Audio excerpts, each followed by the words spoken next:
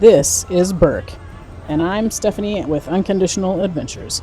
If you think you can't do all of How to Train Your Dragon Isle of Berk at Epic Universe in one day, you absolutely can. I'm about to show you how with strategies that are going to change your life. Isle of Berk is not included in early park admission, so if this is the most important land to you, you'll want to prioritize being in line before the official park opening. I suggest getting to the park an hour before it opens because they will go ahead and let you through security and the turnstiles, and you can get your pretty pictures in Celestial Park out of the way. You may even have time to hit up the gift shops by the entrance. But make sure you are in line in front of Berk at least 30 minutes before the portals open. Downloading the Universal Orlando Resort app is a must before you arrive. This app will help you manage your entire day, from navigation to mobile food ordering, ride wait time tracking, and more. You can also link your mobile tickets to your app for faster entry into the park. This land is popular with kids and families, so the best time to visit is basically any time school is in session. Historically, January and early February are the slowest months at the park, but you'll see smaller crowds if you avoid summer and holidays when kids are out of school. If you have to go during the summer or a holiday weekend, get your must-dos checked off first thing in the morning, during typical meal times, and toward the end of the night before park close.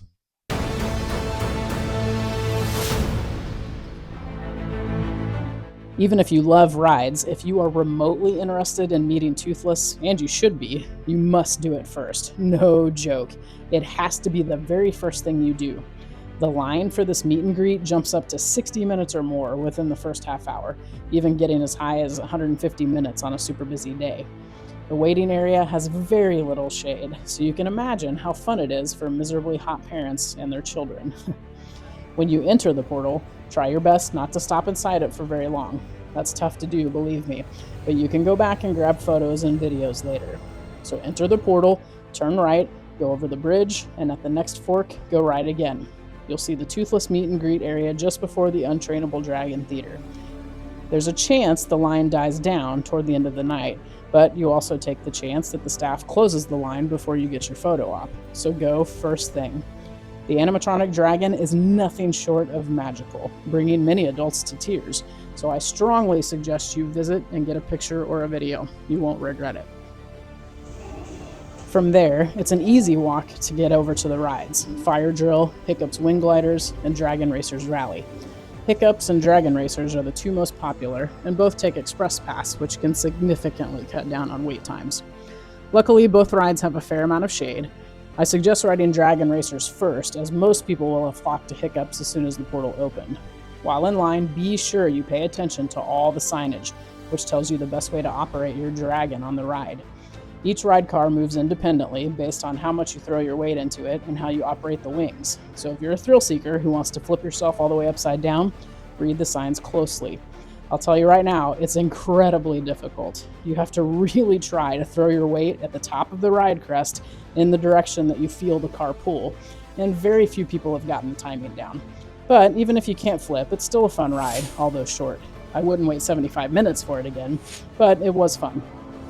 If you want to ride Hiccup's Wing Gliders, which is a family-friendly coaster, but it has excellent views of Berk throughout and a fun Hagrid-style surprise in it, keep an eye on the ride wait time in your app or set a wait time alert. At whatever point the line gets under 60 minutes, get in it. I also strongly suggest using the single rider line if it's available. This can literally cut your wait time in half. It will most likely split up your party if there's more than one of you, but if getting everything done in one day is your goal, this is one strategy that will help you accomplish that. There are free ride lockers on this ride, which use photo recognition to open. This is new for Universal and in turn has slowed down the process, so if you don't have to take a bag in line with you, don't. Fyre Drill is a water ride and will be busy on hot days. Again, watch the ride wait time and you should see it go down during typical family meal times. You will get wet on this ride, but you get to shoot other people with water guns, so to me, totally worth it.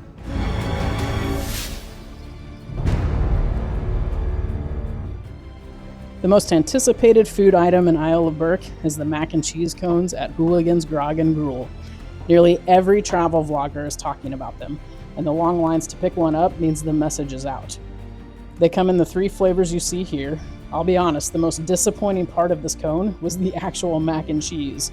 It was cheesy, but didn't have very much taste to it. I had the PBJ, and the pulled pork was amazing. I even liked the peanut bacon jam. But the star of this show is the cone. No joke. That garlic bread cone was absolutely delicious. It's the best I've ever had at a theme park. And because the cones are so popular, I suggest making your way to Hooligans, which is an outdoor food stand, right after you ride Dragon Racers. The two are pretty close, so it gives you time to grab a cone, then either wait for the Hiccups line to die down, or eat the cone while you wait in line. Don't you just love portable food? Mead Hall is also a popular quick service spot that's indoors and has quite a few tables set up in long banquet style. Now, this will be the place families go to sit down and eat, so I strongly suggest visiting during off-peak eating hours. The menu here is incredibly themed to the How to Train Your Dragon movies, and the portions are the biggest in this land. It also has the best salmon in the park, which comes in a salad, grilled, in a sandwich, and as part of the Thawfest platter. Now at Mead Hall, you don't order at the counter. You grab a table and you mobile order with the QR code that's on the table. So instead of waiting in line to get to the counter, you wait in line to go grab a table. You can also mobile order before you get into the restaurant, but then you have to wait for a table to open up still. Now once you're seated, then you tell the app which table you're at. I will say, because the staff doesn't start preparing the food until you have a table, this really doesn't save any time. For me, it just made it more difficult not to run into things while I was walking and trying to order at the same time. There are several specialty alcoholic drinks here too, including Viking-themed beer, wine, and mead. Now there is a third restaurant in Isle of Berk, Spitfire Grill. It offers mostly bowls with a protein and either rice or veggies. But the real draw to this place is that you can sit in the shade overlooking Fyre Drill and enjoy a nice beer, mead, wine, or hard cider while laughing at all the poor people getting shot by water guns. If you want to see a complete guide to all the menus at Epic Universe, you can find that on my blog. I'll put a link in the description if you want to check it out.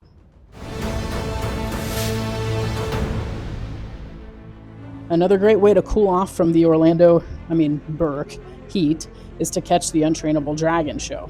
Yes, it's a bit cheesy and geared toward families, but it's inside and air conditioned. It's only a 20-minute show, and oh yeah, you get to see Toothless fly in over your head. I've always thought Universal's coolest show was the Bourne Stuntacular, but this one gives that one a run for its money. I would absolutely make time to see this show. Keep an eye on your mobile app for showtimes, as they usually are only offered in the morning and afternoon. The theater holds quite a few people, but it doesn't hurt to show up and hop in line about 15 minutes early. You can take food inside the theater, so another strategy would be to grab your mac and cheese cone, take in the show, and then check the wait time for Hiccup's wing gliders. One of the things I enjoy the most about Epic Universe is the number of characters walking around in each land, and not just the meet and greets. In Berk, for example, you're likely to see Rough Nut and Tough Nut, Astrid and Stormfly, and even see Toothless and Light Fury's baby dragons doing tricks.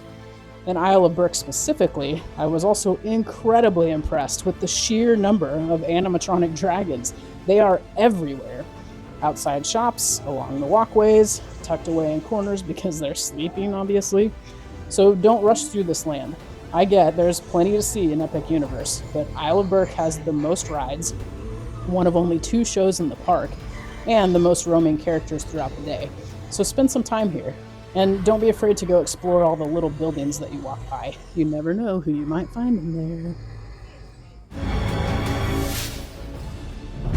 As the sun begins to set and families begin to clear out for the day, head back to Isle of Berk to get your pictures, do your shopping, and grab a sweet treat or a drink. The shops in this land are tight, so I suggest waiting until the evening to go through.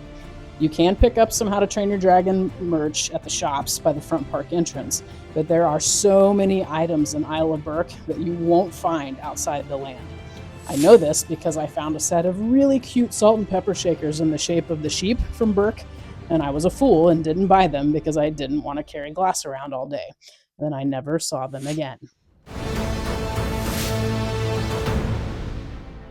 How to Train Your Dragon Isle of Berk is truly impressive, no matter what age you are.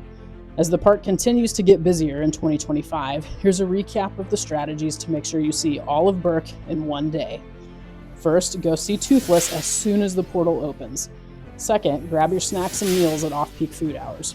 And third, do your shopping and grab your photos of the land toward the end of the night. This will help you maximize your time while enjoying every part of this stunning land. Now leave me a comment below and let me know what you're most looking forward to seeing. I've got more strategy ideas for different parts of Epic Universe on my blog, so I'll put a link to that in the description. Be sure to like this video so it can get pushed out into the YouTube verse. And if you learned a new strategy or trick while watching, I'd appreciate it if you'd subscribe to my channel. I'll be posting more Epic Universe strategies, so be sure you're subscribed so you don't miss any of the tips and tricks.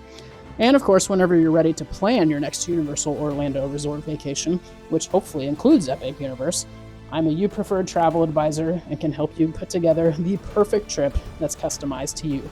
My strategy and planning services are absolutely free to my clients, so when you're ready to talk, be sure you contact me. I'll put my email address in the description. Thanks for watching, everybody, and happy adventuring!